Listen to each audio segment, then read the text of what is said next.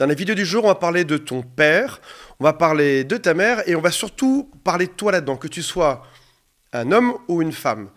Et c'est quelque chose qui revient dans mon entourage dernièrement, de manière très régulière. Beaucoup d'hommes sont déçus par le rôle de leur père. Et j'imagine que si c'est le cas, c'est aussi le cas de beaucoup de femmes. C'est pour ça que j'aimerais aussi que tu mettes un commentaire en dessous suite à cette vidéo, si ce que je vais te dire aujourd'hui est aussi choquant que ça a pu l'être pour nous tous. Le constat initial, c'est un père devrait être fort, costaud, s'engager, s'occuper des enfants, tenir sa famille. Et l'impression que tout le monde a, c'est plutôt que le père va suivre ce que sa femme veut. C'est-à-dire qu'en gros, il ne s'est jamais beaucoup imposé, il a toujours été un peu le suiveur au sein du couple, et même s'il est retraité aujourd'hui, c'est un peu la femme, la mère, qui domine dans cette équation. Je fais cette vidéo aujourd'hui parce que je pense que si on comprend mieux le rôle de nos parents, on sait un peu mieux où on est aujourd'hui et vers quoi nous-mêmes on peut se diriger. Et c'est aussi essentiel dans la compréhension d'autres. Si tu comprends ce que je te dis aujourd'hui, tu sauras mieux juger les personnes que tu as en face de toi, les personnes dans ta génération, notamment d'un point de vue amoureux. Alors attention, révélation, on fait ça en plusieurs étapes.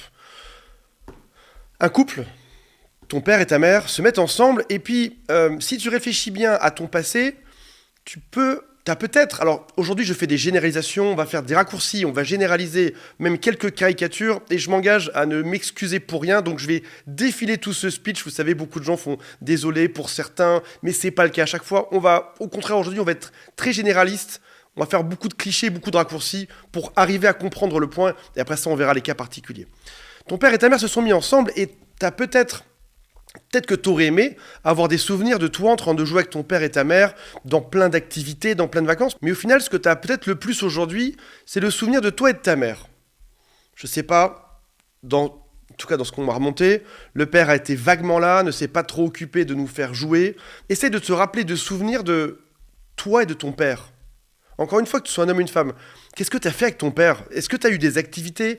Est-ce que tu as été au cinéma? Est-ce qu'il a joué avec toi? Réfléchis bien et demande-toi si ton père a vraiment été là dans un rôle qu'on pourrait attendre de celui d'un père, de s'occuper des enfants. Tu as peut-être plus probablement souvenir de ta mère et de toi. On était à un temps où les rôles étaient très séparés. Père était plutôt à l'extérieur. Historiquement, c'est l'homme qui a de la force, c'est le bûcheron, c'est le guerrier. Et la mère était plutôt celle qui était à l'intérieur. Historiquement, la femme qui a moins de force physique que l'homme a plutôt été stratège là-dedans. Elle a plutôt aiguillé l'homme à se comporter un peu comme elle le souhaitait. Les rôles étaient clairement définis. Le père, à l'extérieur, en train de travailler, de ramener de l'argent à la maison, ne s'occupant quasiment pas du tout des enfants. Les enfants sont laissés avec la mère, il ne fait rien pour eux. Même lorsqu'il rentre le soir, il se met sur son canapé, sur son divan, il prend un journal, il ne s'occupe pas du tout de ça. Tâche ménagère, zéro. Il ne fait rien à la maison. Et ce que tu as comme souvenir, c'est que tu as été éduqué ou élevé par ta mère qui devait prendre tout ce poids à l'intérieur. Le père force à l'extérieur, la mère force à l'intérieur. Il y a une phrase qu'on a très souvent entendu dire qui est « Cette société est gérée par un patriarcat atroce, dégoûtant, dégueulasse, qui est infect. Et notre société, tous les problèmes qu'on a aujourd'hui, c'est ceux du patriarcat. » Mais si on regarde bien, les forces étaient équilibrées, mais pas au même endroit. Patriarcat parle de force à l'extérieur de la maison. Dans l'inconscient collectif, l'homme, en tout cas c'est ce qu'on a dénoncé il y a 10 ans, 20 ans, avec tous ces grands mouvements féministes, ça a été que l'homme cartonnait à l'extérieur, il était indépendant financièrement, et éventuellement même il avait des maîtresses, des femmes à l'extérieur, il exploitait les femmes. Et il y a quelque chose de vrai à ça. Le père, son domaine, c'était l'extérieur. Et les mouvements féministes sont venus dénoncer le fait que les hommes se comportaient mal, il fallait que ça s'arrête, de manière à créer des choses identiques à l'extérieur. Quand on sort de la maison, il faut qu'on soit tous pareils, et c'est une très bonne chose.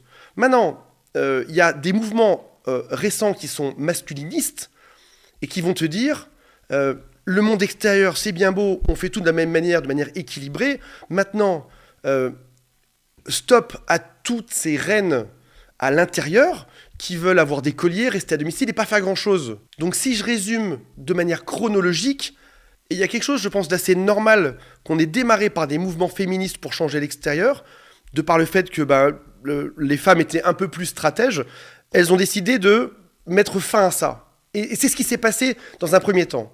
Maintenant, second temps de l'équation, c'est ce qui arrive aujourd'hui, masculinisme. Les femmes sont le problème. Il faut qu'elles changent, il faut qu'elles se comportent différemment. Râlez autant que vous voulez en commentaire sur la mauvaise interprétation des mots, on est là-dedans aujourd'hui. Il y avait un équilibre de nos parents qui était le père fort à l'extérieur, la mère forte à l'intérieur. Et si tu as un doute sur ce que je te dis, demande-toi encore une fois ce que ton père a fait pour toi quand tu étais jeune, à quel moment il s'est amusé avec toi. Et même aujourd'hui, si tes parents sont retraités, demande-toi qui porte la culotte à la maison. Qui décide chez toi aujourd'hui? Plutôt ton père, plutôt ta mère. Il y a de fortes chances que ton père soit plutôt un suiveur aujourd'hui à la maison. C'était une autre génération, les rôles étaient définis 50-50. Le truc s'équilibrait. Aujourd'hui, on a changé ça. Le monde extérieur, c'est pareil. Une espèce de recoupement qui fait qu'aujourd'hui, les tâches des uns et des autres sont à peu près pareilles. Je pense que ces mouvements féministes touchent un peu à leur fin. Aujourd'hui, on a réparé une immense partie des injustices externes. Aujourd'hui même, tu vois une femme qui s'annonce féministe, c'est quasiment un red flag. Tu fais wow, problème, il va y avoir un souci, je ne veux pas trop être là-dedans. Tu as l'impression en tout cas que les choses sont à peu près équilibrées. Et ces mouvements masculinistes qui arrivent depuis quelques mois, voire depuis 1 an ou 2, tu sens aussi qu'il y a une espèce de pic et que les choses vont changer d'ici 2-3 ans. Et je pense que dans 5 ans, un homme qui serait masculiniste poserait aussi des problèmes, sera aussi probablement un red flag. Une fois qu'on aura finalement réglé les problèmes à l'extérieur et à l'intérieur, de manière à avoir chacun les mêmes rôles. Maintenant, aujourd'hui, je pense qu'une majorité de gens, hommes et femmes, ont compris que on voulait l'égalité au quotidien. Et l'égalité au quotidien, c'est pas forcément qu'on fasse tous les deux pile la même chose, c'est que chacun, dans ses points de compétence, dans ce qu'on aime bien faire de manière unitaire, moi par exemple en tant qu'homme, j'adore cuisiner.